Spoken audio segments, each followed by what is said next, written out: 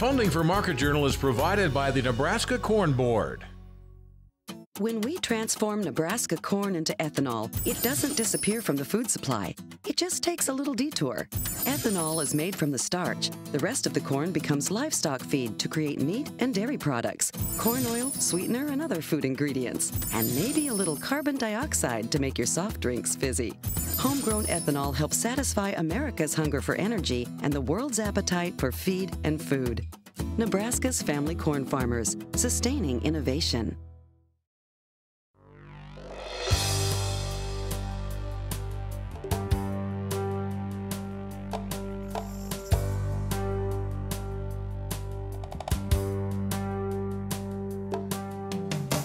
Market Journal, television for agricultural business decisions, is a presentation of the University of Nebraska-Lincoln's Institute of Agriculture and Natural Resources. Promotional support is provided by the Nebraska Farmer Magazine, and major funding for Market Journal is provided by the Nebraska Corn Board. Welcome to this week's edition of Market Journal. I'm Bridget Nelson. On this episode, Scott Brown talks about hog markets. Dave Aiken gives an update on livestock air emissions. Greg Kruger talks about the importance of reading labels on dicamba products. And Amit Jhala explains how pre-emergence residual herbicides are the foundation of soybean weed control. University of Missouri Extension ag economist Scott Brown is our market analyst this week. On March 29th, the USDA quarterly hogs and pigs report was released. According to the report, the U.S. inventory of all hogs and pigs on March 1st was 72.9 million head. This was 3% higher than a year ago, but 1% lower than last quarter. Meanwhile, hog prices continue to be impacted by the possible rising feed prices and a recently added 25% tariff on U.S. frozen pork by China. As of April 4th, China has also announced they may impose additional tariffs of 25% on 106 American products, including soybeans, cars, and chemical products. We talked with Scott Tuesday morning about how these issues are impacting pork demand, but we started by asking for a synopsis of the March USDA quarterly hogs and pigs report.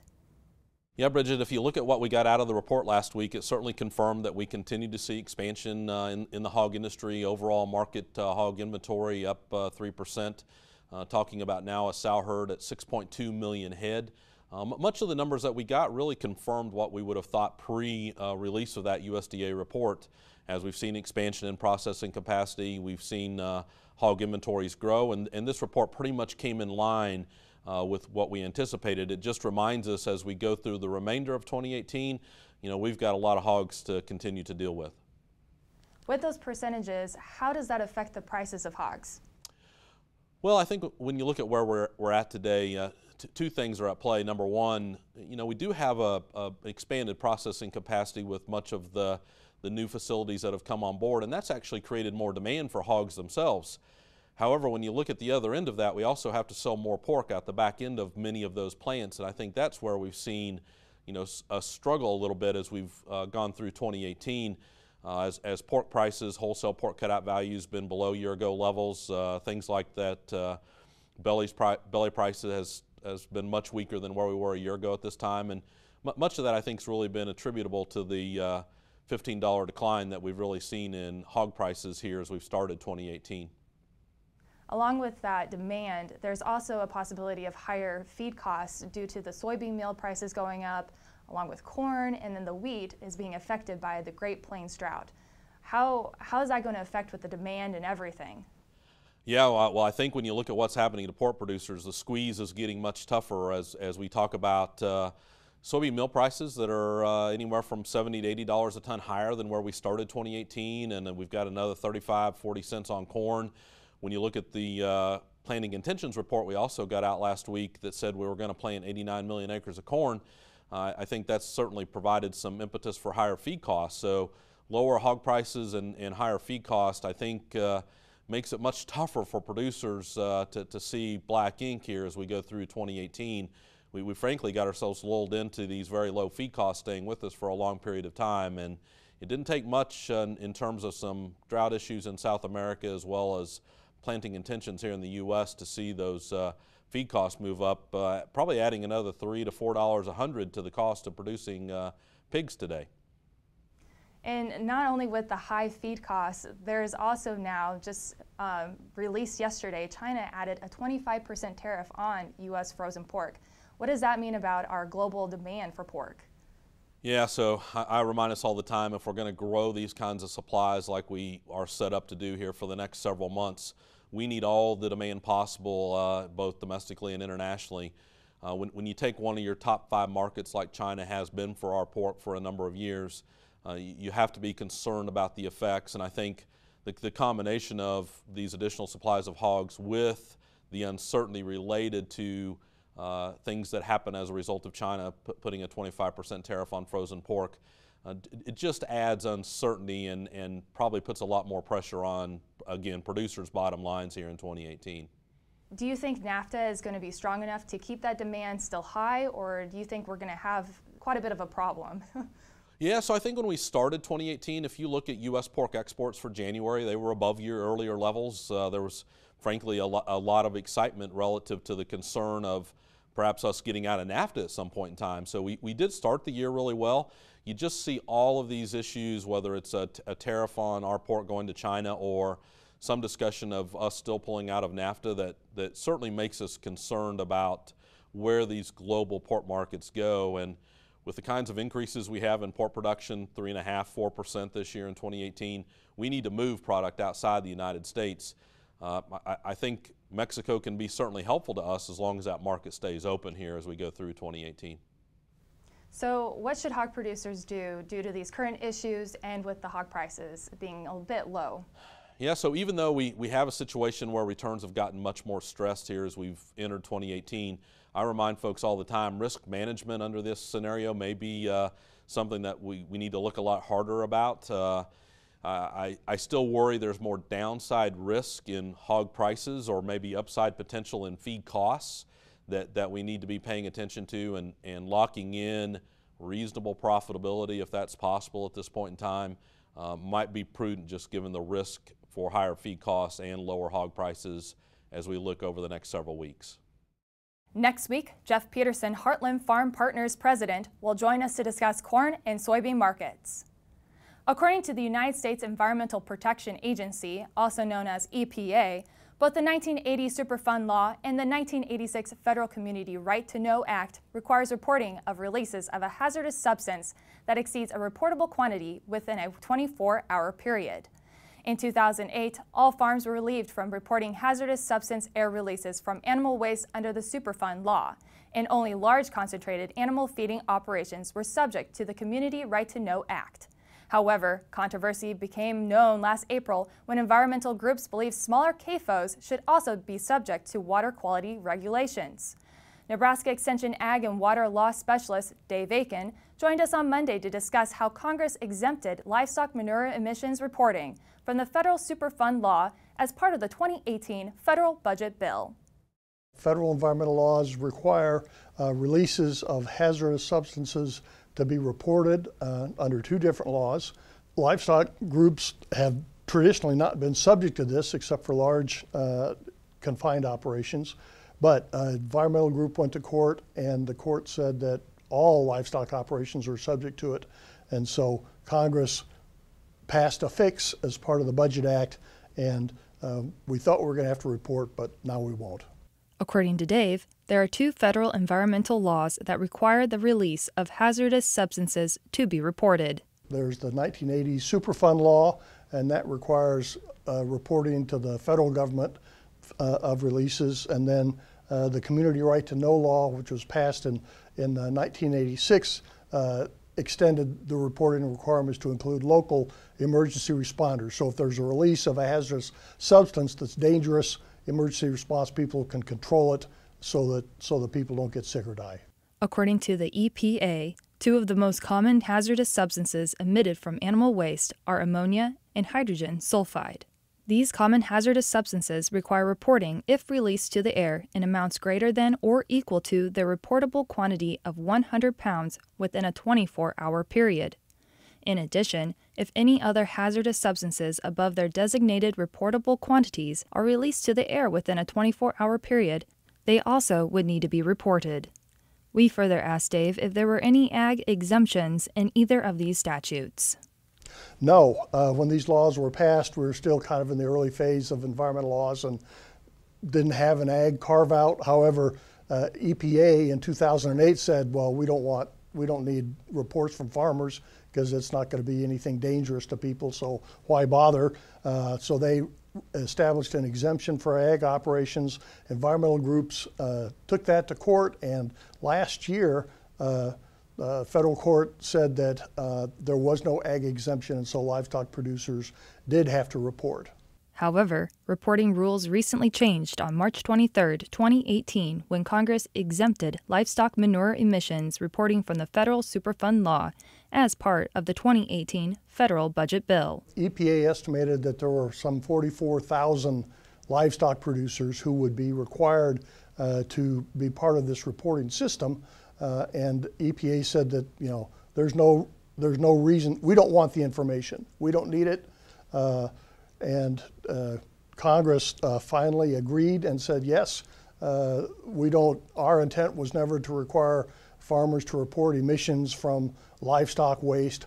And so they changed the law, and so there's now the farms that have not been reporting do not need to report, and this is a big sigh of relief. As Dave noted, the farms that have not been reporting livestock air emissions will continue to not report. However, it is important for livestock producers to understand who is now required to report.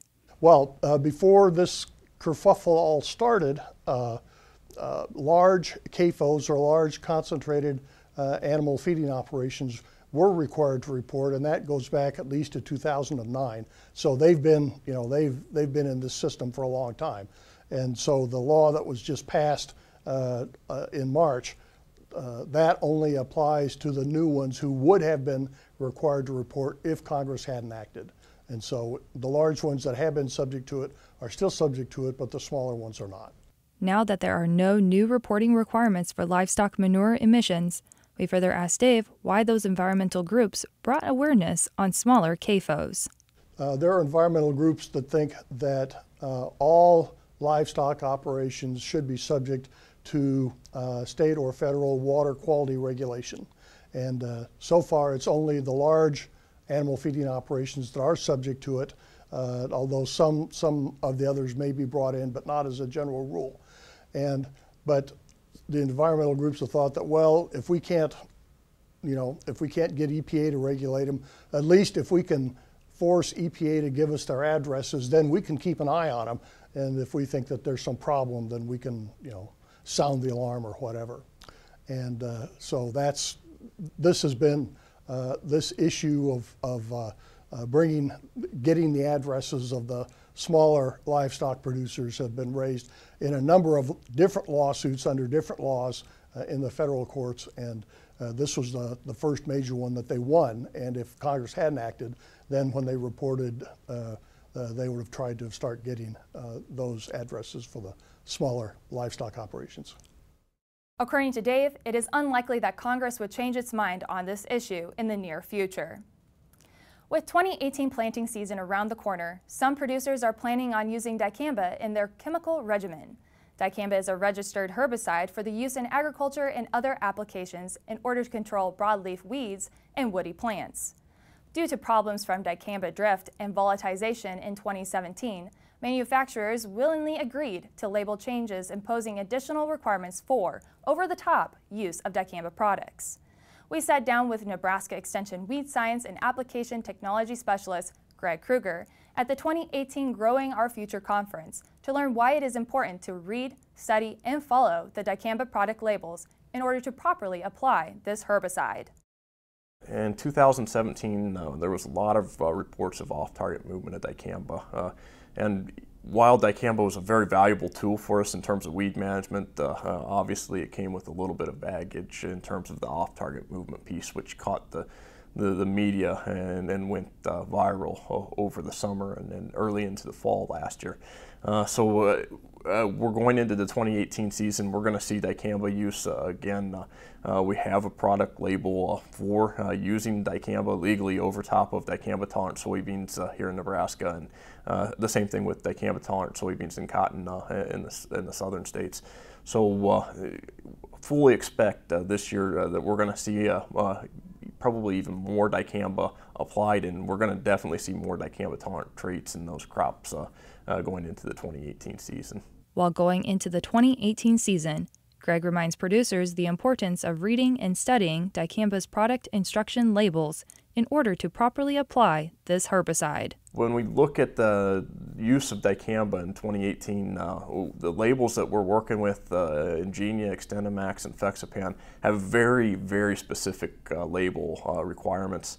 All three of them have very descriptive definitions in terms of how we should apply these products, when we should apply them, and the best way to steward those products from an environmental standpoint. But we really need to make sure that we're understanding all the nuances in those labels. So there's a lot of specifics, and if we miss even just one step in terms of some of those specifics in the label, we could open ourselves up to a situation where we see a lot of unintended effects, primarily from off-target movement. According to Greg, all the steps listed on dicamba's product instruction labels are important to follow. However, there are some commonly missed steps. Some of the steps that we commonly see missed, one is the buffers. If I'm spraying and the wind's blowing towards a sensitive area, that's kind of a no spray opportunity. I would even go beyond maybe the descriptions of the label and say, look, if I don't know what the neighbor planted in terms of soybean traits and the wind's blowing towards that soybean field, let's hold off. Let's really make sure we get this right. Another one that we commonly see missed is the inversion piece. I think it's really important to make sure that we're not making applications in temperature inversions. When we have those inversions present, those small particles are never reaching the target. So we've got to make sure that we're watching for that one. Wind speed and wind direction are critical components. But again, those other smaller pieces that generally lead to more off-target movement beyond wind speed and wind direction also are important. So boom height, nozzle selection, tank mix partners, what adjuvants we're adding to the tank all become very, very important. That's where reading and studying that label becomes important, because there's very specific directions for which nozzles I can and cannot use. In some cases, maximum pressures at which I can use those products. And so an applicator, I would encourage to check out the websites for the product they're applying within a few days of making that application even, because we're even seeing some changes occurring in season with the products that can and cannot be used in conjunction with these products. In addition, the management for applying dicamba, both pre and post application, is also important for producers to understand. First off, when I'm getting ready to apply these products, in addition to reading and studying that label, I'm going to make sure I've got the right nozzle tips. I'm going to make sure that I've got the right products going in the tank, that those products are approved for use with whichever dicamba product I choose to use. I'm going to make very certain that I'm using the legally approved formulations. There's lots of dicamba products out there. It's important to make sure that we choose one of those legally approved products. Post-application is also important. Tank contamination we saw last year was a major issue because, again, if we look at this dose response of dicamba on non-dicamba tolerant soybeans, it takes very little to cause symptomology. So in some cases we see down to 1/30,000th to 1/50,000th of the labeled rate is all it takes to cause a soybean to respond to dicamba if it doesn't have that tolerance trait.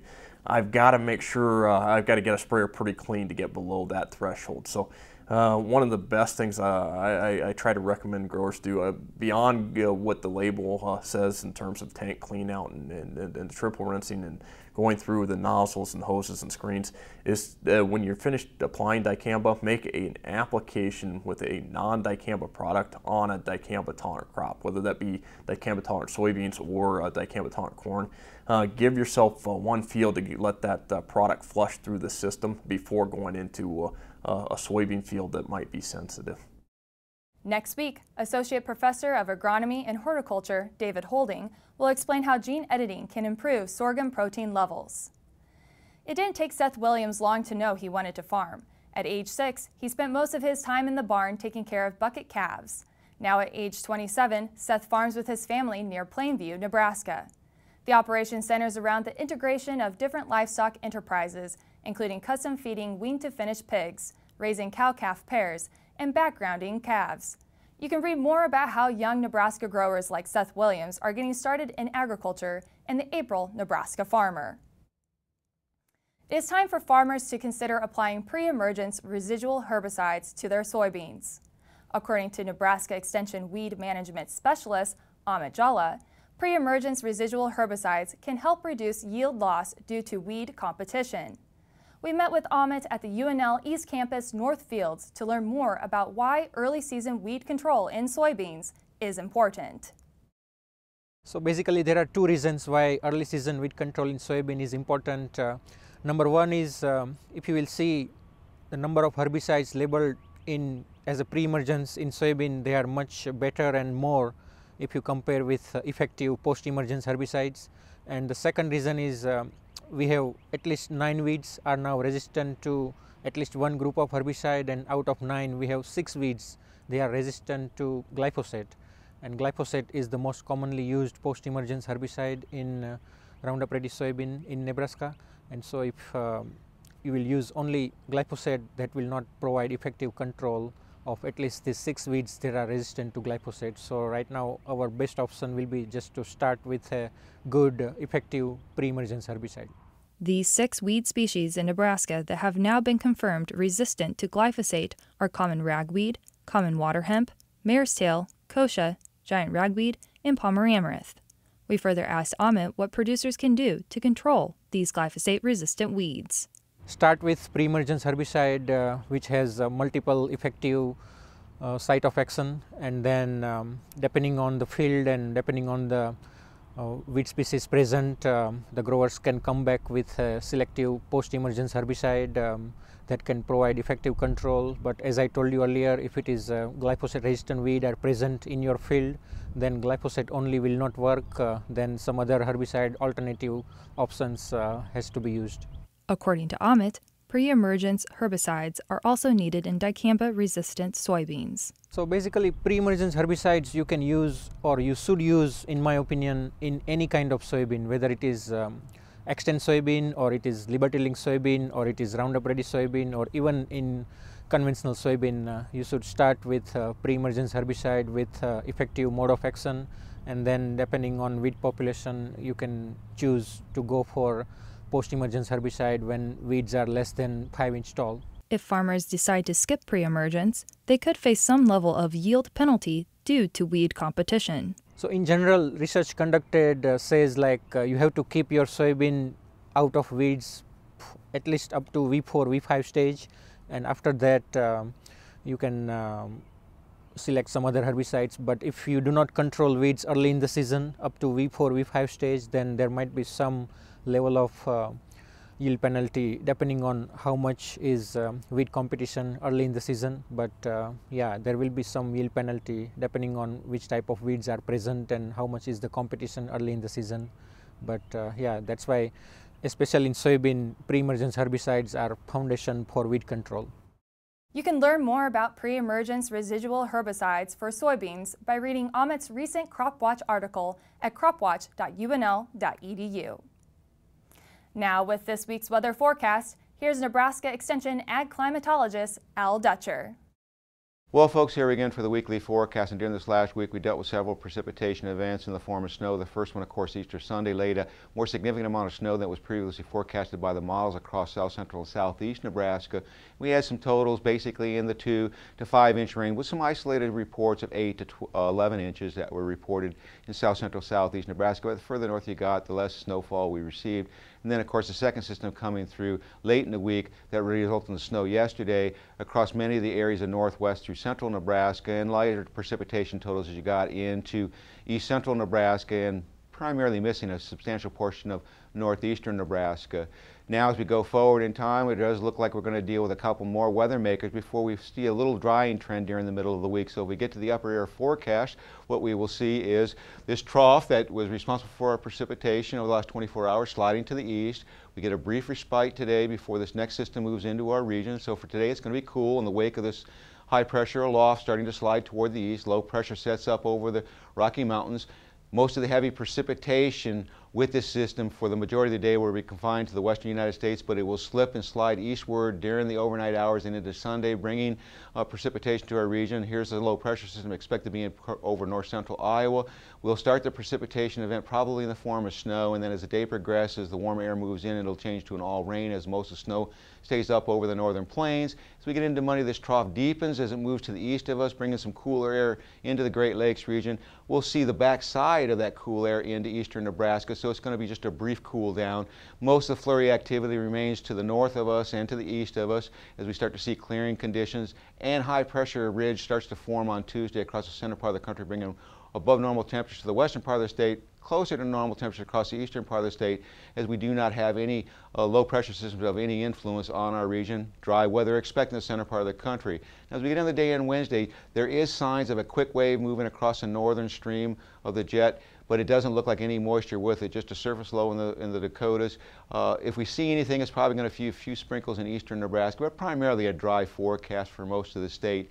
And as we get into the day on Thursday, we start to see another warm up as a trough starts to develop, and that brings a southwesterly flow in the upper atmosphere and a southerly flow at the surface.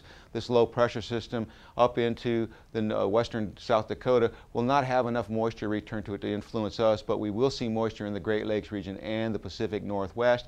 And as we get into Friday, this system deepens, and this is what we'll start to watch to see whether the potential for energy to start moving up into our region. There is a low pressure down in Texas that will start to pump the moisture up, and we should see a pretty good round of precipitation in the northern plains. Some of this may slip a little bit farther toward the south.